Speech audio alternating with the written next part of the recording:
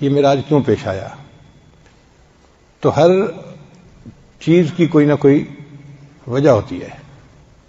اللہ کے محبوب صلی اللہ علیہ وسلم نے مکہ کے لوگوں کو دین کی طرف بلایا، مگر وہ ہٹ دھرم قسم کے لوگ تھے. تھوڑے لوگ مانے اور زیادہ نے مخالفت شروع کر دی. اور مخالفت ہی نہیں، نبی علیہ الصلوۃ والسلام کو انہوں نے تکالیف پہنچانے بھی شروع کر دی. تو اللہ کے محبوب صلی اللہ علیہ وسلم نے سوچا کہ یہ قریش مکہ اپنی ضد کے اوپر جمے رہے اور انہوں نے میرا پیغام ماننے سے انکار کر دیا. میں اگر اپنے اور رشتہ داروں کے پاس جاؤں تو ہو سکتا ہے کہ وہ قدر کریں. اس زمانے میں رشتہ داری کی، قبیلے کی، تعلق کی بڑی قدر کی جاتی تھی. چنانچہ طائف ایک جگہ تھی، پہاڑی جگہ تھی، اور وہاں پر نبی اسلام کے ماموں رشتہ دار رہتے تھے. یعنی نبی علیہ السلام کی جو والدہ تھی نا، حلیمہ سعدیہ، تو بنو سعد قبیلہ کے لوگ وہاں رہتے تھے، تو رشتے میں ماموں بنے. پھر وہ تو نبی علیہ السلام کو یہ امید تھی کہ ان سے تو میرا ماموں والا رشتہ ہے، اگر ان کے سامنے میں اللہ کی توحید کا پیغام پہنچاؤں تو ہو سکتا ہے یہ اس پیغام کو مان لیں. مگر دل میں ڈر بھی تھا کہ اگر نہ مانیں گے تو پھر کیا ہوگا. چنانچہ اللہ کے محبوب صلی اللہ علیہ وسلم نے اپنے طائف کے سفر کو خفیہ رکھا، اس کو عام نہیں کیا. اگر نبی علیہ السلام چاہتے تو ابو بکر عمر ساتھ ہوتے، اگر نبی علیہ السلام چاہتے تو سینکڑوں جان فدا کرنے والے عشاق ساتھ ہوتے. مگر اللہ کے نبی صلی اللہ علیہ وسلم سمجھتے تھے کہ اگر میں وہاں گیا اور انہوں نے بات نہ مانی تو پھر مکہ کے مشرک تو اور تیز جری ہو جائیں گے، جرأت بڑھ جائے گی کہ اپنوں نے بات نہیں مانی تو ہمارے پاس کیوں آئے ہیں یہ. اب اللہ کے محبوب صلی اللہ علیہ وسلم نے اپنے ساتھ کوئی خادم نہیں لیا، اکیلا سفر کیا. آپ غور کیجئے کہ مکہ مکرمہ کی گرمی 50 ڈگری سینٹی گریڈ کی گرمی ہوتی ہے. اس میں خشک پہاڑوں کا سفر کرتے کرتے اللہ کے محبوب صلی اللہ علیہ وسلم اکیلے طائف پہنچے. طائف کا سفر تقریباً 80 کلومیٹر دور بنتا ہے مکہ سے. یعنی ایک موٹا اندازہ لگائیں کہ یہاں سے فیصل آباد کا سفر. اب ایک آدمی کو پیدل چل کے سفر کرنا پڑے یہاں سے فیصل آباد تو کتنا وہ تھک جاتا ہے، کتنی بھوک لگتی ہے، کتنی پیاس لگتی ہے. اللہ کے محبوب صلی اللہ علیہ وسلم نے یہ سفر اکیلے فرمایا. جب وہاں تشریف لے گئے تو وہاں پر 3 بڑے سردار تھے جو طائف میں رہتے تھے. ایک کو آپ صلی اللہ علیہ وسلم نے اللہ کا پیغام پہنچایا تو اس نے جواب دے دیا کہ جی نہیں، میں آپ کی بات کو نہیں مانتا.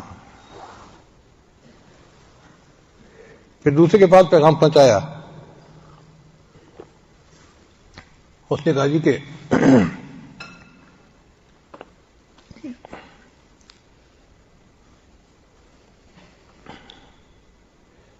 میں بھی آپ کی بات کو نہیں مانتا. اور تیسرے نے کہا کہ میں اس بات کو سننا ہی نہیں چاہتا، میں کیوں سنوں. یعنی تینوں نے ایک طرح سے انکار کر دیا، لیکن چونکہ رشتہ داری کا ایک تعلق تھا تو اس کا لحاظ کرتے ہوئے انہوں نے یہ کہا کہ جی آپ آئے تو ہیں یہاں، لیکن آپ اس شہر میں رہ نہیں سکتے، آپ یہاں سے فوراً واپس چلے جائیں. دوسرے الفاظ میں انہوں نے شہر سے نکلنے کے لیے کہہ دیا. اب ایک بندہ جو 80 کلومیٹر کا سفر کر کے آیا ہو اور اس کو بیٹھنے بھی نہ دیا جائے، آرام بھی نہ کرنے دیا جائے، اور کہہ دیا جائے جی کہ آپ واپس جائیں، تو سوچیں کتنی مشقت ہوتی ہے اس کے اوپر. پھر یہیں تک نہیں، ان سرداروں نے لڑکوں کو کہہ دیا کہ یہ دیوانہ قسم کا بندہ ہے جو ہمارے بتوں کو برا کہتا ہے، تو اس کو شہر سے باہر نکالو. یعنی لڑکے پیچھے لگا دیے. اب وہ لڑکے جو تھے ان کے ہاتھ میں پتھر تھے اور وہ پتھر مارتے تھے نبی علیہ السلام کو. اتنے انہوں نے پتھر مارے کہ محبوب صلی اللہ علیہ وسلم کو جو جوتا مبارک تھا نا، نالین مبارک، وہ خون سے بھر گیا تھا. اور عربوں میں تو مہمان نوازی مشہور تھی. ایک بندہ 80 کلومیٹر کا سفر پیدل طے کر کے آیا ہے، انہوں نے روٹی پانی بھی نہیں پوچھا، اور اسی بھوک کی حالت میں، تھکاوٹ کی حالت میں نبی علیہ السلام کو شہر سے باہر جانا پڑا. اور اوپر جو انہوں نے ہیوملٹی کی وہ اس کے علاوہ تھی. اپنی طرف سے تو انہوں نے بے عزت کر کے نکال دیا. جب نبی علیہ السلام شہر سے باہر آ کر بیٹھے تو اللہ کے حبیب صلی اللہ علیہ وسلم کا دل بہت مغموم تھا. نبی علیہ السلام نے اس وقت ایک دعا مانگی، اللہم الیک اشکو ضعف قوتی وقلت حیلتی وہوانی علی الناس، اے اللہ میں اپنی قوت کی کمزوری کی اور اسباب کی قلت کی اور لوگوں کے سامنے اپنے کمزور ہونے کا شکوہ آپ کے سامنے عرض کرتا ہوں، انت ارحم الراحمین، اے اللہ آپ سب رحم کرنے والوں سے زیادہ رحم کرنے والے ہیں، الی من تکلنی الی عدو یتجہمنی، اے اللہ آپ مجھے دشمن کے سپرد کرتے ہیں جو میرے اوپر تو شروع ہوتا ہے، غصہ کرتا ہے، او الی قریب ملکتہ امری، یا کسی قریب کو کہ اس کے حوالے آپ نے میرے امر کو کر دیا، ان لم تکن غضبان علی فلا ابالی، اے اللہ اگر آپ مجھ سے ناراض نہیں ہیں تو پھر مجھے کسی چیز کی پرواہ نہیں ہے،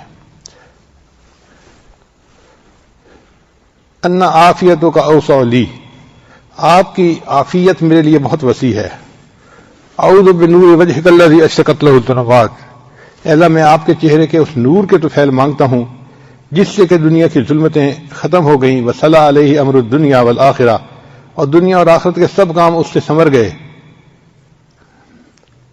کہ آپ کا غصہ میرے اوپر ہو یا آپ مجھ سے ناراض ہوں، لکل اتبا حتی تردا، اللہ آپ کو اس وقت تک منانا ضروری ہے جب تک کہ آپ راضی نہیں ہو جاتے۔